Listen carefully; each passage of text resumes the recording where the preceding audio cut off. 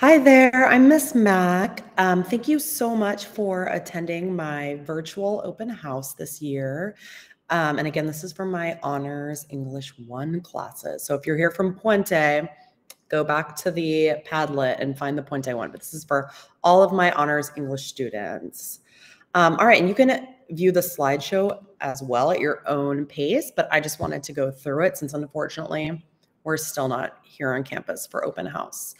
And we did so much this year, so I'm so excited to share it with you. It was so nice to have everyone in the classroom this year, and I just had such wonderful honors English students. I'm so proud of their progress, and I'm going to miss them next year. I wish I could teach them again. So what did we read this year? First semester, we dove right in. We read House on Mango Street for our narrative unit. And at the same time, students read a personal memoir, an additional personal memoir, and they either picked one that they wanted, just like a normal book, or I have a lot of graphic memoirs, and a lot of them read those as well, which was a great supplement to House on Mango Street. We also read Fahrenheit 451 for our dystopia unit, and students read an additional dystopian or science fiction novel with Fahrenheit 451. So they really explored that genre and got to know it. And I was able to get some really amazing book titles from a grant this year. So it was so exciting to have a full library full of dystopian books for everyone to read. And then second semester, I did something that I've never done before, which was reading circles. So a big thank you to my ninth graders for rolling with this and test running this unit with me. And they all did an amazing job. So they chose one of the 5 books you see here: Curious Incident of the Dog in the Nighttime, Kindred, Night, Absolutely True Story of a Part-Time Indian, or Catcher in the Rye. And they read it with a group of classmates in class. So they had some days to read independently, some days where they collaborated in groups and discussed their reading or did projects. And then they also had independent work as well. But students were really flexible. They got into it. I was just so excited to hear their conversations and collaboration. So this was a super cool unit, and I really enjoyed it. So what did we write? Because the second half of English, right? We're not just reading, we're writing. First quarter, was our narrative unit. So based on House on Mango Street, which has little vignettes or like small chapters, the students wrote several of their own on someone who mattered to them. They wrote one about their name and compiled those into a portfolio. Then we went into our argumentative unit, which is often a favorite of students. So they wrote persuasive essays on the impact of either technology or violence on society, using Fahrenheit 451 as kind of a lens to look through.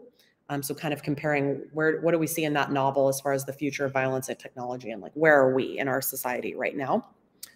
Then we did a very long research unit third quarter. Where students, they read independently, but we didn't read a book that quarter, in case you were curious why there wasn't a book then, because the whole time is research. So this is one of my favorite papers. It's called the Trend Research Paper, where students pick a consumer trend and essentially become an expert or an informed consumer. And there's a great variety of topics. It's very open-ended. Students create their own research and implement it into their paper. So it's a really great, just like intense, focused essay that applies to their life, because these trends are things they participate in or they buy. So trying to make it a very concrete paper that ties to their real life. And then with their reading circles, they wrote an in-class essay, a response to literature about theme. And that was really good practice, especially those students who want to continue on to AP English. That's a very good practice for them. Oh, also, some of my favorite art. I wish you all could be here to see them in person, because the posters are so amazing. But after our research paper, I asked students to make an advertisement for their trend. It could be like promoting their trend. It could be like against their trend, using persuasive techniques like ethos, pathos, logos, or bandwagon, or appeal to fear, all of these things. So we talked about that, and then they applied that to their poster. And you can see a bunch of examples here. I love this one by James Shotbell. Thank you to his family for such high quality printing, but his was about researching like the metaverse and this incoming trend, and then like made his own poster, right? You see like urban farming here. That was Lily's. Caitlin's here. I can't go over everyone's, specifically, but you can see how beautiful they are. This one Sandro did, looks great. I wish I could remember everybody's name, but they're on the back of the posters. But you can see, I'm just so impressed by the quality of the art, whether they printed it, whether they made it by hand. They look like real advertisements, a lot of them. I was super impressed, and it made my classroom just look so beautiful. And you see some common trends with the trend papers, talking about fast fashion or other environmental issues, mental health, masks, all these things that are surrounding our students, and they get to really dive into them and learn about them and their impact, or if they do spend their money on this or participate in this trend, what are they essentially advocating for by participating in this? So it's a good way for them to really think about the things that they consume or how they spend their time. Oh, here's another one. Again, you can see some of them are about more technology, like video games. A lot of students talked about like streaming versus movie theaters, right? That was a big shift during the pandemic. Fast fashion, all of these things, piracy, all of these are fantastic. They look so amazing on my walls. Sorry, you can't see them.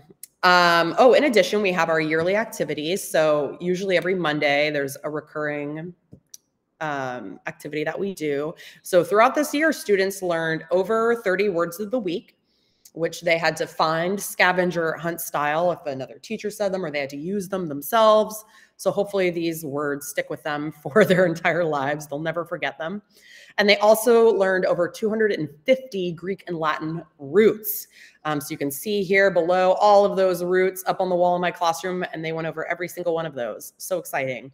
And if they turned in their word of the week sheet early, they get to be immortalized on my wall in a Polaroid. So here you can see some of those students who were extra motivated to get their words of the week done early. Yeah, hopefully that enhances their vocabulary and they can take all this going into next year. So just how we're finishing up the year right now, we're doing a little mini unit on The Telltale Heart by Edgar Allan Poe. So this is just it's almost like just a end of the year boot camp. Do you know summary, plot, irony, symbolism, all these things? Let's just review them one more time before I ship them off to next year.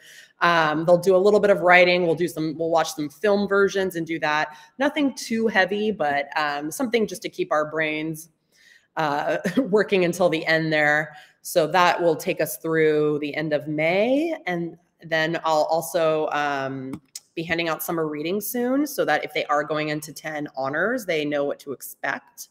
And overall, thank you all for such an amazing school year. This was truly just a wonderful group of students. I really, really enjoyed having them. Such a fun class. I look forward to seeing them all around on campus through the rest of their high school career.